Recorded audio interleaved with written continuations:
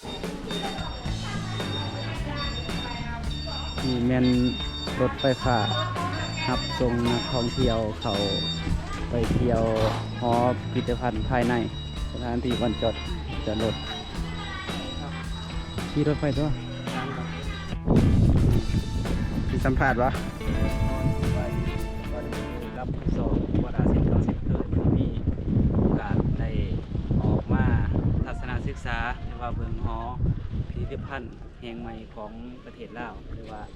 อาร์ตมิวเซียมเพื่อมื้อนี้ก็ตรงกับมือวัน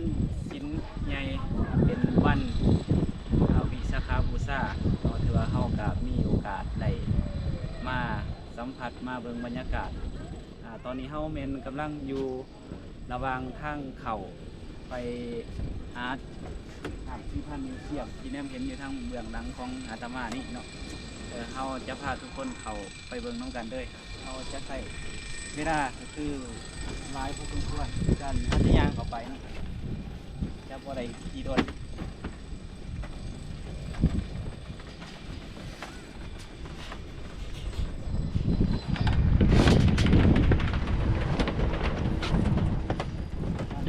เขาไปก็ถือว่าเป็นครัวสะพานครัวร้อยน้ำสะพานร้อยน้ำ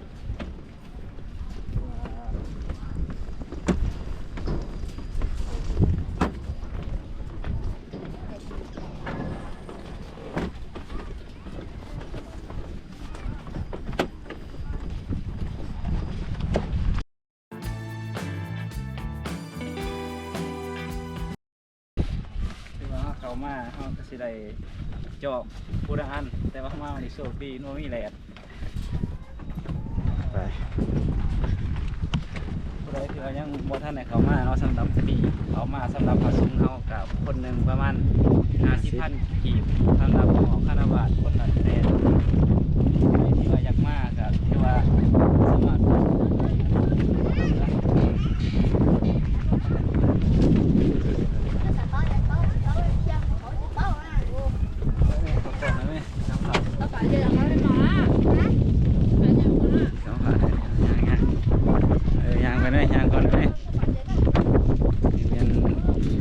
โซโฟรถพามาจานแก้วโมมี่แหละแต่ว่าก็ใส่คันโฮมเนาะ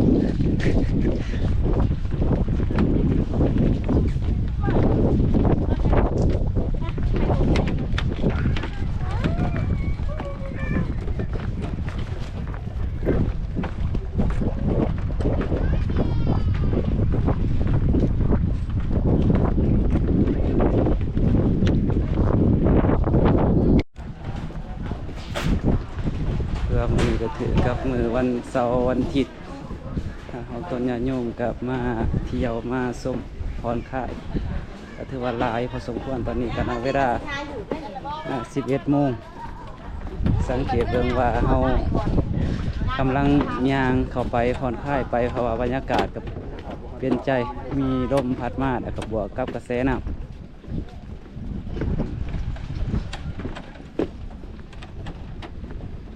ผู้ใดที่ว่ามีเงื่อนไขหรือว่าบ่อยากย่างจังสิก็สามารถซื้อปีขึ้นรถไฟฟ้าบริการได้นี่เขาก็ย่างเข้ามาหอดเครื่องทางบรรยากาศสองฝากทางก็จะเต็มไปด้วยน้ำ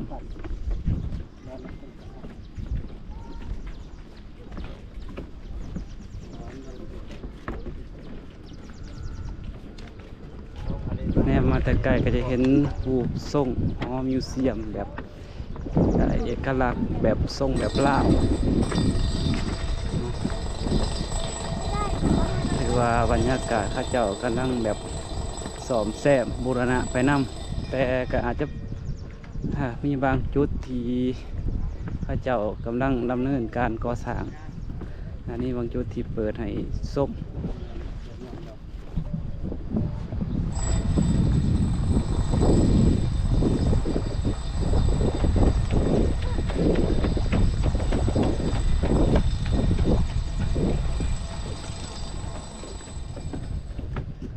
ต้นไม้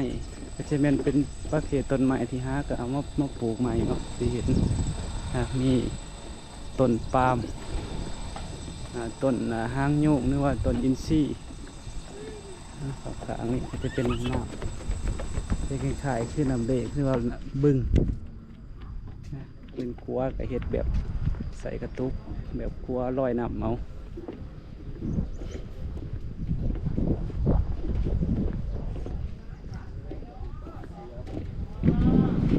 ตอนนี้เฮาก็เดินทางมาหอดจุดเดินทางขึ้นไปทางในเด้อหรือว่ามา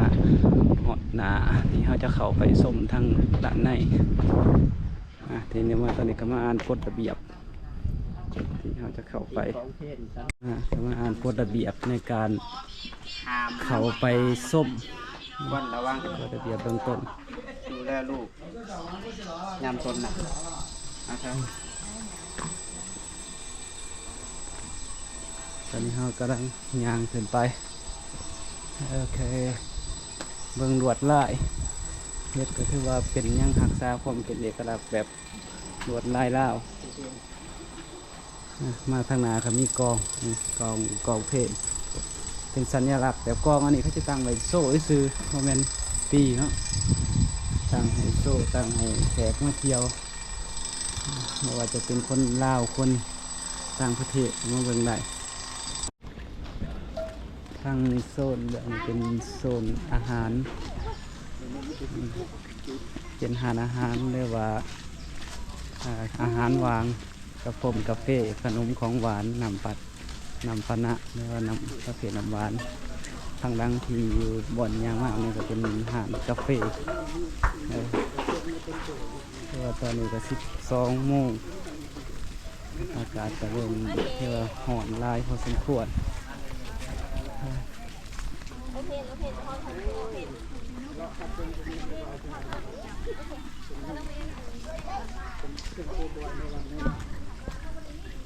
สังเกตเบื้องต้นไม้ก็จะเป็นพวก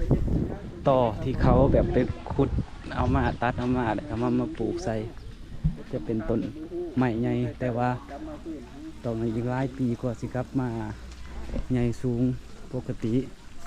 แต่ว่าก็ถือว่าเป็นเอกลักษณ์แต่ก็มันก็สามารถให้โคมไหลบ่ตายถือว่าผู้ใดมีกิจการหรือว่าจะเฮ็ดมันก็สามารถถอดถอนบทเรียนนั่นเพิ่นได้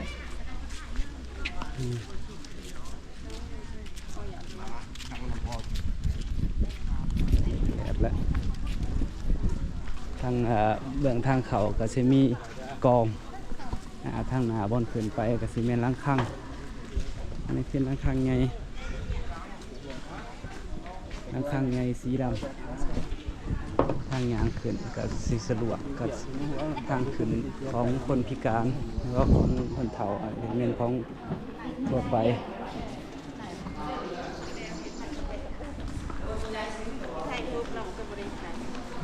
ก็ไปง่ายเลยวันอาทิตย์คนก็จะลายเป็นปกติคนงานย่องก็มาเที่ยวกันได้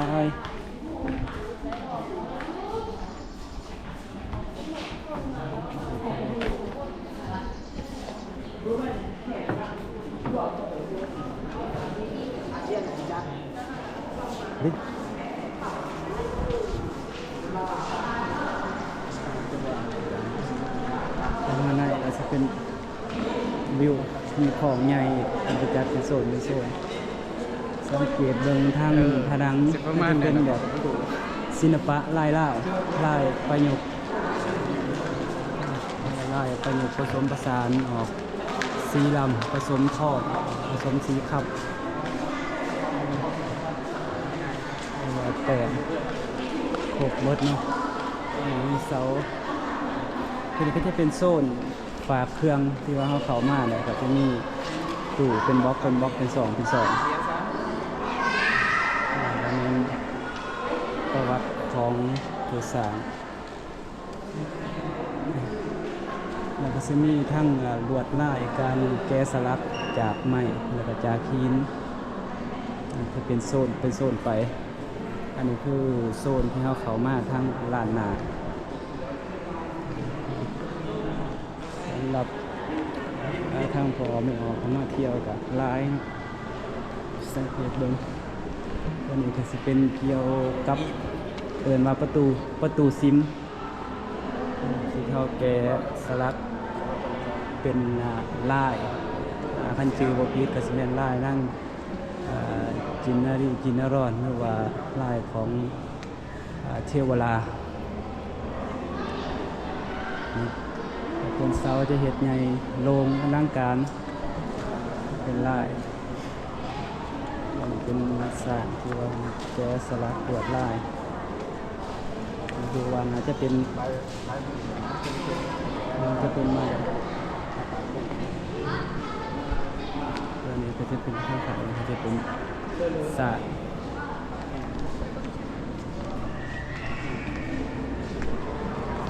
ขอควรระวังที่ว่าขอห้ามใช้ได้คำว่าต้องปฏิบัติตามกฎระเบียบเพื่อความเป็นระเบียบเรียบร้อยมันเป็นห้องโถงใหญ่อันนี้แกะสลัก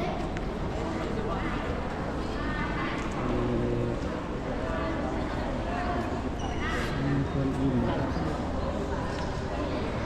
ที่เป็นงานใหม่แกะสลักลายกวาดผสมผสานกับงานปูน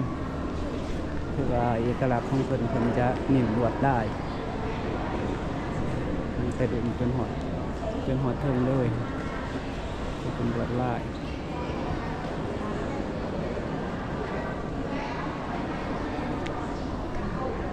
เป็นลวดลายว่าเนาะอันนี้โซนก็จะเป็นแบบโล่งสามารถหนาแนมไปเห็นอีกจุดหนึ่งได้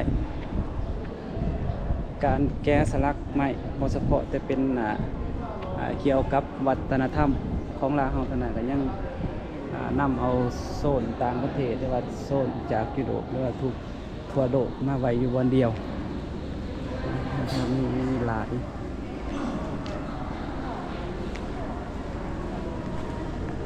อันนี้คือภูพาม่าจันแก้วเป็น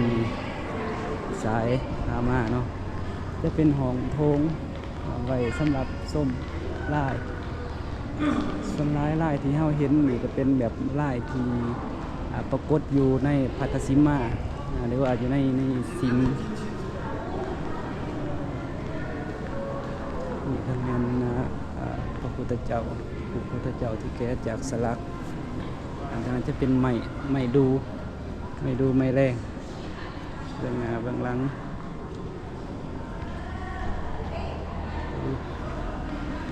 ประมาณนี้ย่างไปเรื่อยๆมันจะเข้าเป็นโซนทำอิฐของแถวทำอิฐแล้วนี่มันแขกเรียกว่าผู้มาเที่ยวมาสัมผัสมาเยือนก็มีทั้งคนลาวเขาเองนี่ที่ว่าเดินอยู่นครหลวงเรียกว่ามาจากต่างแข้งมีทั้งต่างประเทศก็มี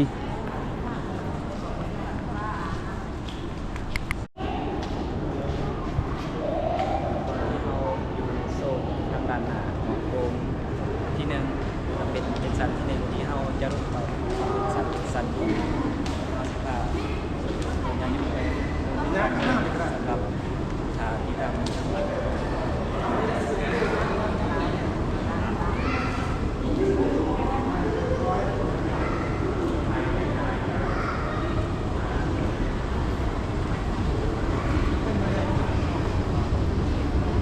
ลงแล้ว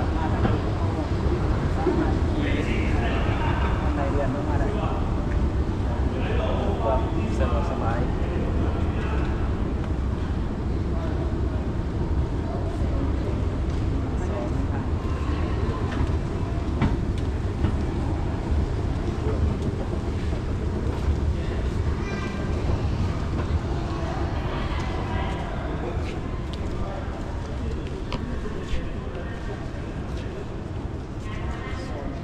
ข้างหน้าจะเป็นการแกะสลักวัดใต้สีฟ้าล่างที่ในสมุทรสงครามผสานกับธรรมศาสตร์อย่างท้ายสำหรับนิดทั้งเรื่องพุทธประวัติหรือว่าพระพุทธรูป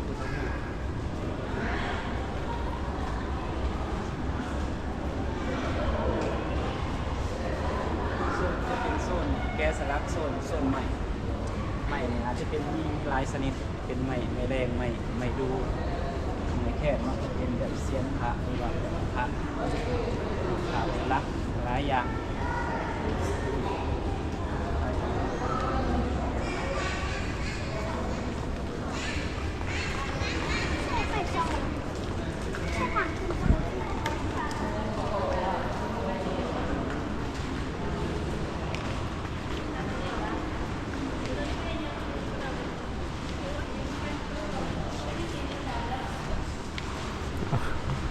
ยังเป็นแค่โซนด้านนี้จะเป็นโซนของตัวไอ้ตัวว่าจักสังเกตเป็น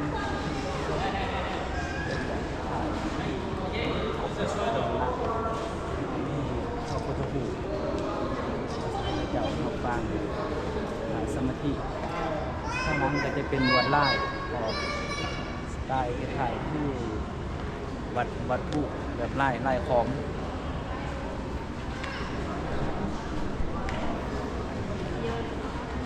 จะเป็นศึกษาที่งานของคนไล่ไป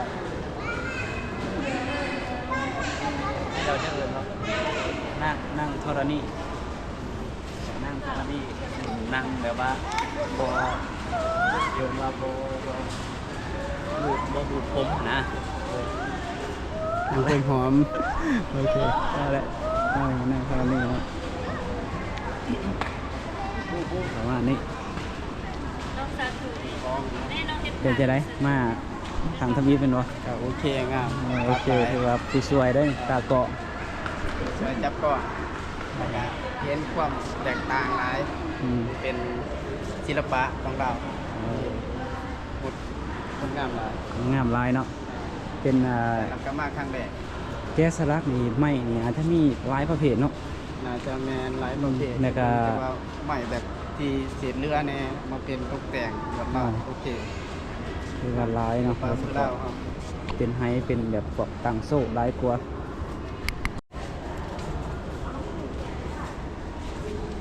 เขามาต่อห้องที่3โซน3โซนสันลุมนี่จะเป็นโซนพวกแก๊สสลักใหม่โดยเฉพาะแก๊สสลักจะเป็นเน้นเรื่องส่วนน้อยจะเป็นหูปของพระพุทธเจ้าหูปพระพุทธรูปเนาะแกใหม่อาจจะเป็นแบบออกทรงลาวเนี่ยทรงจีนเนี่ยทรงญี่ปุ่นเกาหลีเนี่ยเนาะมีหลายๆมันอาจจะเฮ็ดอยู่ลาวเนี่ยหรืออาจจะนำเขาจากต่างประเทศก็ว่าได้เนาะถ้ามีเงินนักท่องเที่ยวเรียกว่าผู้มาสัมผัสมาชมศิลาคนอย่างนี้พาดูพาร้านมาเบิ่งมากครับอยู่ท้ายห้อยไว้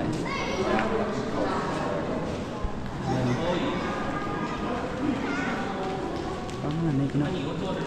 กาซิคล้ายๆที่กันเบิดเนาะโซแต่ว่าเป็นการดีไซน์การแกะสลักแต่ละอันกับบ่คือกันจะเป็นลายมังกรออกโซนจีน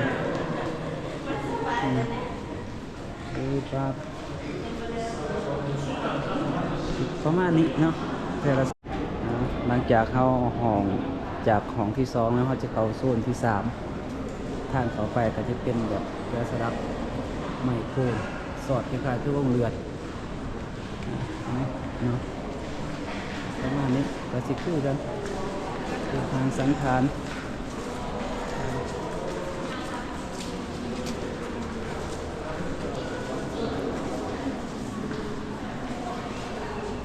ส่วนดุมจะเป็นพวกงานแกะสลักงานใหม่ลายครัวเนาะส่วนดุมจะเป็นผลงานพวกแกะสลักอันนี้ก็จะเป็นมาจากอียิปต์คนได้นี่ฟาโรห์แกะสลักมาจากเนาะอันนี้ที่โซนอันนี้แกะสลักเกี่ยวกับงานพระพุทธรูปแกะสลักรูปพระพุทธรูปพระพุทธเจ้าโซนของโซนสัตว์นี่เนาะไปเบิ่งเลย คือว่ายังไงอลังการจะออกทั้งฝาน่าจะเป็นไม้กฐินนางลงสนะมาก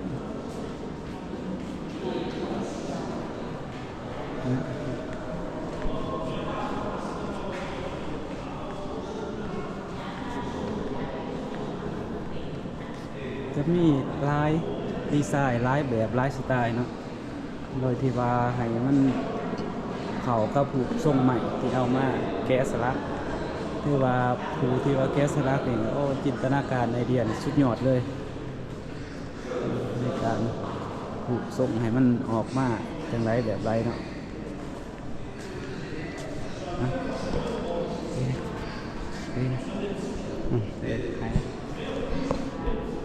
เรากำลัง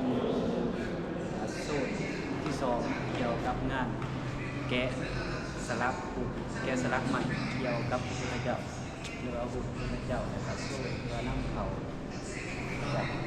ขมิ้นแดงกับชั้นอื่นและกระทั่งยุโรปทางเอเชียกลางแนวเป็นโซนกันเลย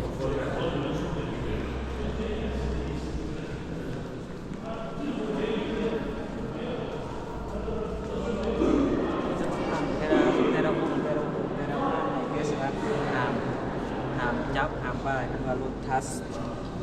เนี่ยจะมีใหม่3 สาต้นใหม่3 สา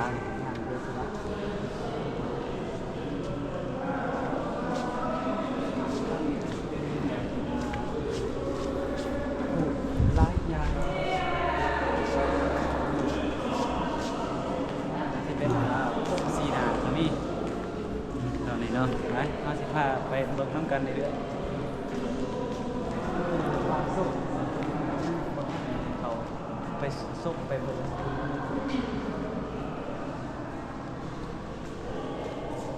เดี๋ยวจะขายคือธรรมดาหน้าสิริมหามายาแกะสลักจาก China from China หรือว่า make in China หรืออาจจะ make in ดาวเราแต่ว่าดีไซน์มันกลุ่มเกี่ยวกับวัฒนธรรมของที่นี่สังเกตตรงนี้นี่เกินว่าคล้ายๆพระทั้งซัมจั๋งเนาะแต่ว่าพระทั้งซัมจั๋งรุ่นนี้จะแท้ผมรุ่นเวอร์ชันของจีนแสดงจะใส่เพิ่มว่าใส่ยังเซ็กุกบอกหรือว่ามงกุฎเนาะมงกุฎรุ่นนี้รุ่นโมมีมงกุฎทั้งซัมจั๋ง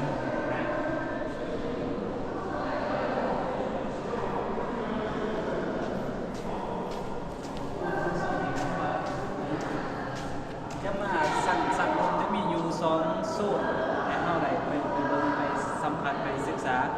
ในเข้าเขาโซนที่ 1 ที่ 2เท่ากับมาโซนนี้โซนทางแบบมันจะเป็นเรื่องเล่าบ่งบอกต่างไปขึ้นส่วนเทิงๆเสียเดินทางกลับคืนโอเคเข้าไปต่ออันนี้เป็นสัตว์ที่ 1สัตว์ใต้ดินมันจะเป็นสัตว์ที่ 2คือว่าอะไรลงมาเลยไปลงมาสัตว์เลยว่าสัตว์2มันจะมีอย่างอยู่เข้าบน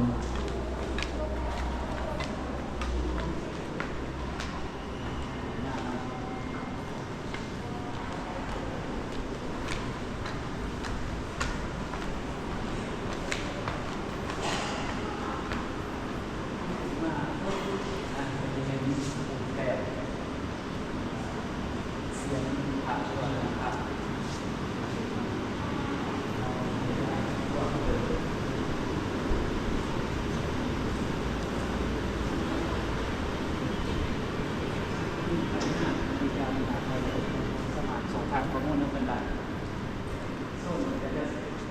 ดูหลามีแสงสีแสงสันแสงไฟ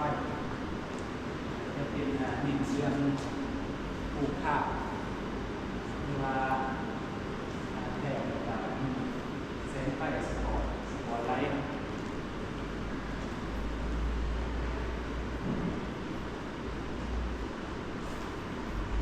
เป็น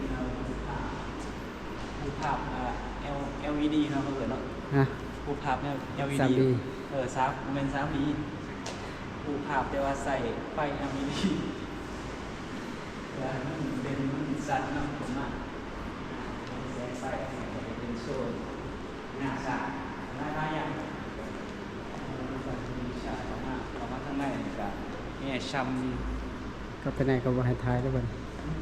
ถ่ายแต่เพลงนี้แหละเห็นบ่ตรงไหนก็ว่าโน้ตถ่ายก็ มาเห็นบุกกับเรื่องเดิม ดิ ก่อนสุดปี เฮ็ดธรรมะโอเคดิ ว่า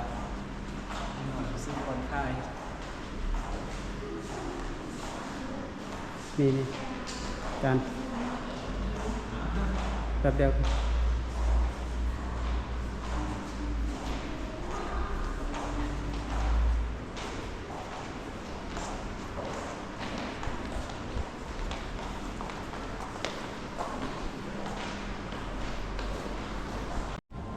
นี่ก็จะเป็นอีกโซนหนึ่งที่เรากำลังที่งานเข้าไปเบิ่งเนาะโซนนี้จะเป็นเอกลักษณ์ของศิลปะลายดาวที่จะเข้าไปประมาณนี้ต่อไปมันให้โคตรเกิดอีก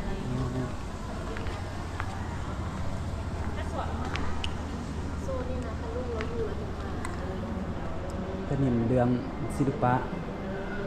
ลายดาวแล้วผนังจะเป็นแบบงานศิลปะออกแบบเกี่ยวกับศิลป์เลย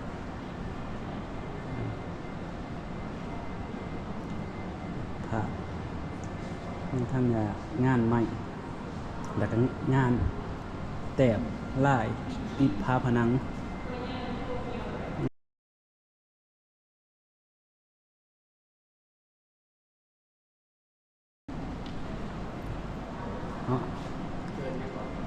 โมเมนต์โมเมนต์งูเนาะโอเคเพื่อนเราแขนหน้าต้องมางูแขนหน้าใส่ใหม่งูมันจะอยู่เทิงอยู่สูงตัวนี้จะเป็น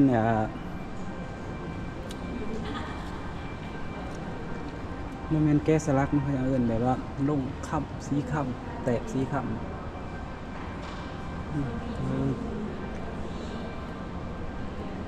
นี่ลำลาสลดมันก็จะเป็นแกะสลักลายใหม่เอาไม้มาแกะสลักลวดลายลาสลดนี่แบบของเจ้าชีวิตนี่เป็นแบบคล้ายๆที่หยอดซอฟ้า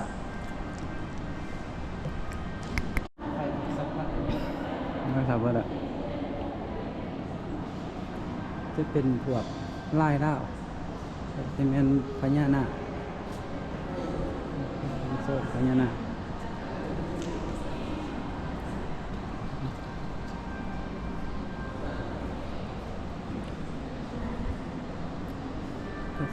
ต้องมองหน่อยเนาะ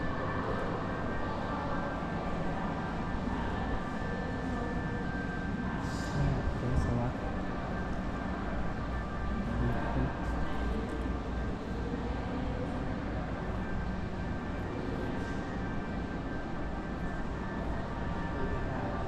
ดี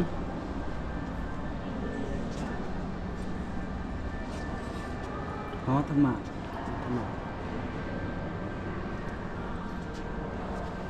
ในสมัยก่อนธรรมะตลาดสลด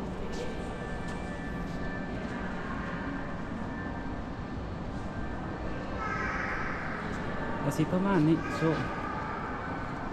นี่คิดนี่ มีเรื่องไล่ล่าขนาด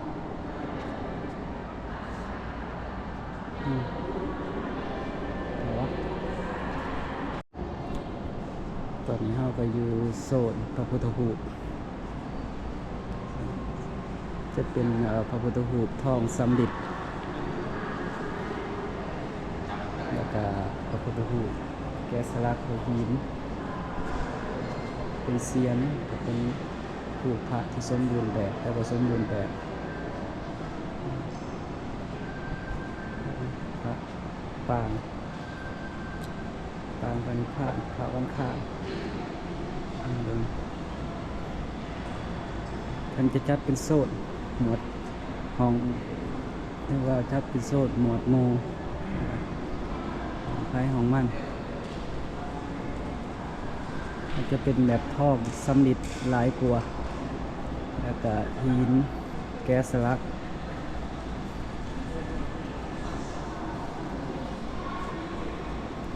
เป็นวัตถุ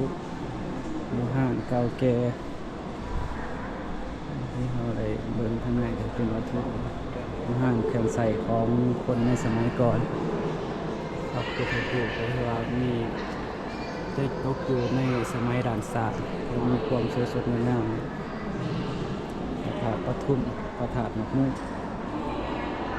แล้วก็มีทั้งหูผาแต้มใส่ผ้าผนัง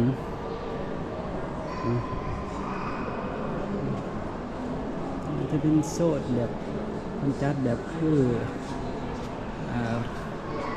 เป็นลานหนาข้องพระเลยแบบเป็นตายเป็นในซิม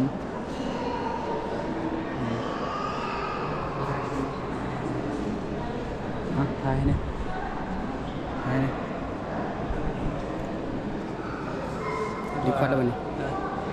ที่ว่าโซนนี้เนาะที่ว่าเป็นโซนที่ว่าทางสถาบันญาติโยมหรือว่า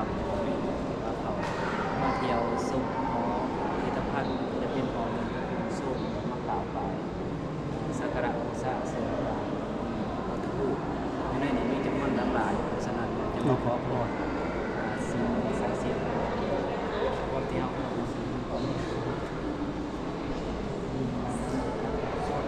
ทั้งด้านในมันสิมาหลายองค์ศิลปะหลายอยู่ที่ของหลานสาวด้านภายในนี้เขาเป็นบริษัทของมาที่ว่าดีไซน์มามีความสวยงามหลาย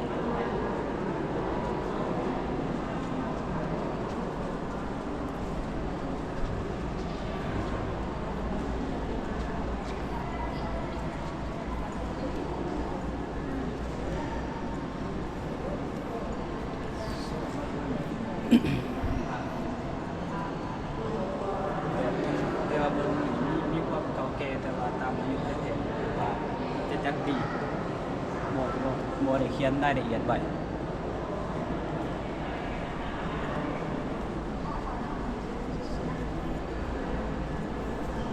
เป็นกำลังดังใน Facebook TikTok YouTube สิประมาณนี้เนาะโซนมีอยู่ 2-3 จุดที่เฮาสามารถเข้ามาทัศนศึกษามาชมได้จะเป็นวัดอินแปลง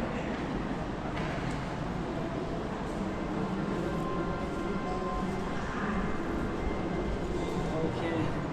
สำหรับอยู่ของนี่ก็จะมีประมาณเท่านี้เนาะจะเป็นโซนเกี่ยวกับพระพุทธรูปแล้วก็รูปภาพแปะติดผนังแล้วก็ลวดลายแบบศิลปะลายลาวโอเคก็พอแล้ว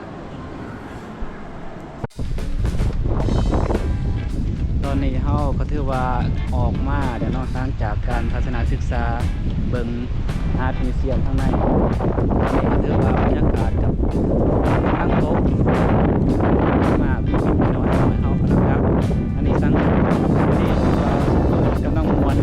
เกี่ยวกับโต๊ะเดี๋ยวเป็นยินกับบรรยากาศเนาะกำลังยางไปฝนตกเดี๋ยวเข้าไปยังท่านในกลางเจาะไปตรงกลางข่าวยางอากาศจะเย็นดีตอนนี้ละ2นะครับ